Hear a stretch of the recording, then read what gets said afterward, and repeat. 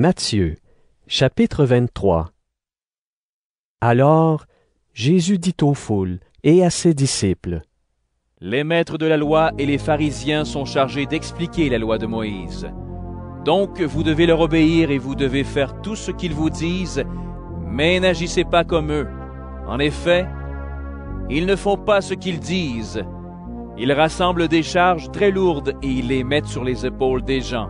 Mais eux, ils refusent d'y toucher, même avec un seul doigt.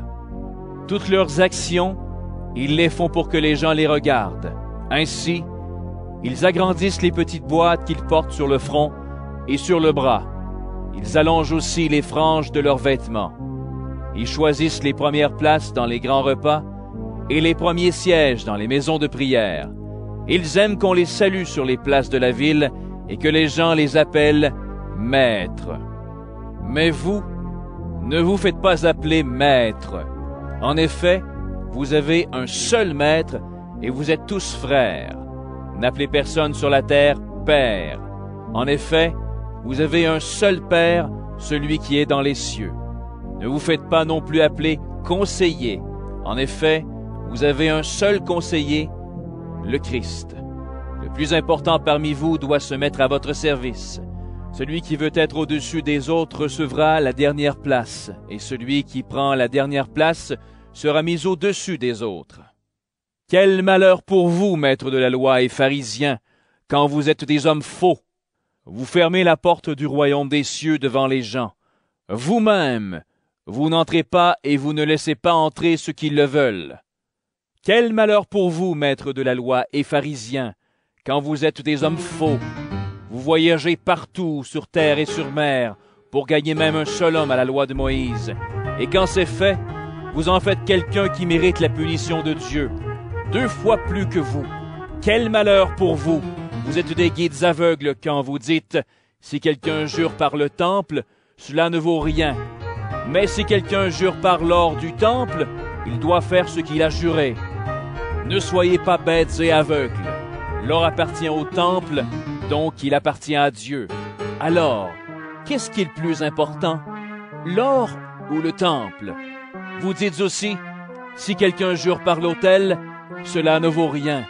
Mais si quelqu'un jure par l'offrande qui est sur l'autel, il doit faire ce qu'il a juré. » Vous êtes aveugles. Qu'est-ce qui est le plus important? L'offrande ou l'autel qui rend cette offrande sacrée? Donc, celui qui jure par l'autel et par tout ce qu'il y a dessus. Celui qui jure par le temple et par Dieu qui habite le temple. Celui qui jure par le ciel jure par le siège de Dieu et par Dieu qui est assis dessus. Quel malheur pour vous, maîtres de la loi et pharisiens, quand vous êtes des hommes faux! Vous donnez à Dieu le 10e de certaines plantes, menthes, légumes et épices. Et vous abandonnez ce qu'il y a de plus important dans la loi, c'est-à-dire être juste, bon, fidèle.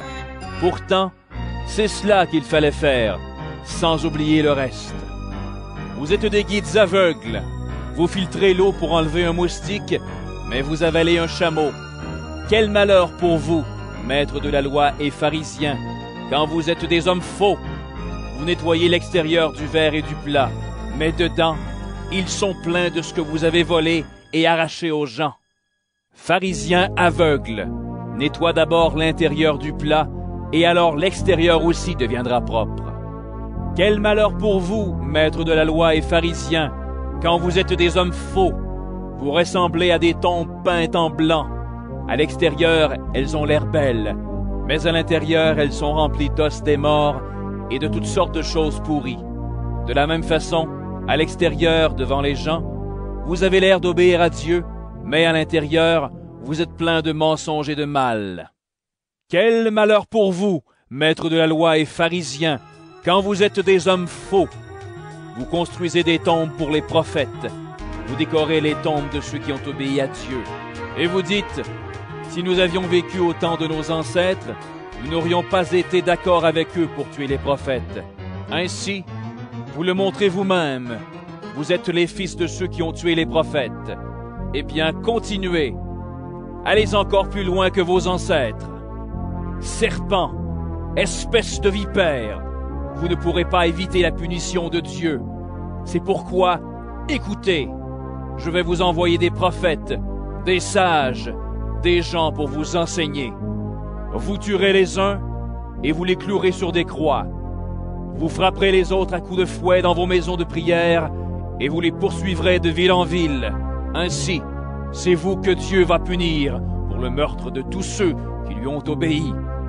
D'abord, il y a eu le meurtre d'Abel, le juste. Et à la fin, il y a eu le meurtre de Zacharie, le fils de Baraki. Vous l'avez tué entre l'autel et le lieu saint. Je vous le dis, c'est la vérité. Dieu va punir les gens d'aujourd'hui pour tout cela.